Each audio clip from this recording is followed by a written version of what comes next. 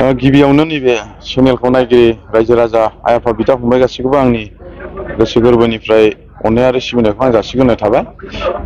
नंगौ दिनै जोङो बिपिएफ दोलो जोङो मोनसे प्रग्राम लादों। बे प्रग्रामानो जादों जाहैबाय जोंनि सेन्ट्रेलनिफ्राय मोनसे बिथोन हरनायलाय बिसिबां मानि जोंनि बिपिएफ दोलोनि जाय एगेन्स्ट दोलोआव दंमोन बिसोरखौ दिनै जयनिं प्रग्राम जाय बिथांमोना दिनै दोलै नोगोरै गावबागाव गारि भारा लानानै बिथांमोना दिनै ओंखारदों।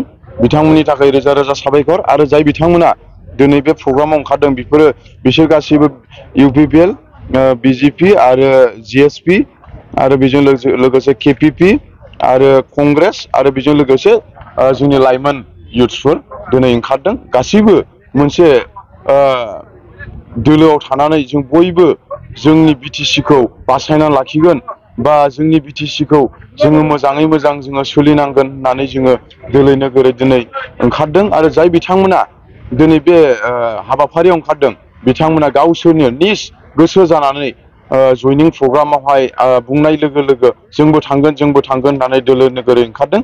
दिनै जोङो बे जयनिं प्रग्रामा जोंनि बे 13 नं समस्थिनिफ्रायनो बांसिनानो आरो दाब दाब जायगानिफ्राय बिदि ओंखारबावबाय। आरो आङो फ्राय माखासे खामानि दामानि माइ हानाय मानाय बेफोरबायदि खामानि थानायनि थाखाय आं माखासे मानसिफोरखौ आं लिस्ट खालामनो हायाखिसै। आरो जाबावगोन बिनि उनाव डिसेम्बर नङाब्लाबो जानुवारियाव आरो मोनसे आरो मोजां जयनिं प्रग्राम जाबावगोन। बेवहाय आरो रायजो राजाफ्रा नुबावगोन। आरो जाय बिथांमोना दिनै बे जयनिं प्रग्रामाव ओंखारदों बिथांमोना गावसोरनो गोसो जानानै बिपिएफ दोलोखौ मोजां मोननानै दिनै बे जयनिं प्रग्रामाव ओंखारदों। आरो दिनै खमैबो बेसेबांसो लाइमोनफोरजों लोगोसे दैदेनगिरिफोर जयो होनजादों? दिनै जोंनि नैबे 13 प्लास जोंनि चिरां डिस्ट्रिक्ट बेनिफ्राय खमाव गैयाबाबो 400-500 जन बायदि मानसि दिनै जयनिं जानो ओंखारदों। आरो बेजों लोगोसे बाक्सा डिस्ट्रिक्ट, उदालगुरि डिस्ट्रिक्ट, अल बिटिसि, अल बिटिआर बेवहाय जोङो मोनसे रेलि स्टाइलै खालामनानै जोङो बेवहाय जयनिं खालामहैगोन बिथांमोनखौ लांनानै। आरो बिथांमोना गावसोरनो गोसो जानानै ओंखारदों।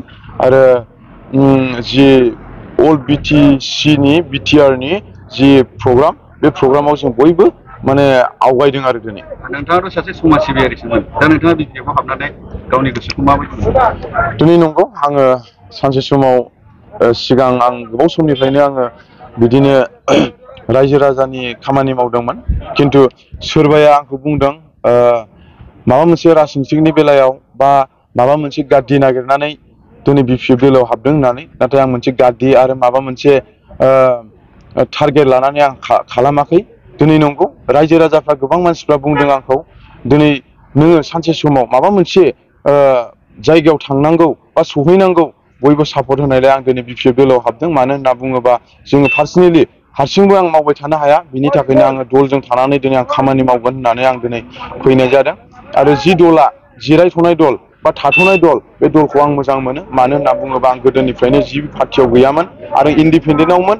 जोनोम जाजेननायनिफ्राय दाख्लै बिपिएफ दोलोआव हाबिनि टाइमसिमाव आं खुनु दलाव गैयामोन। खिन्थु दिनै आङो दलाव थाबाय आरो दलनि खामानिखौ आं मावलांगोन।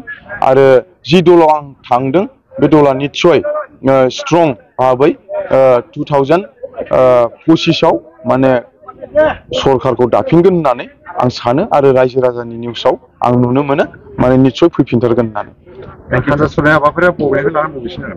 दा ओरै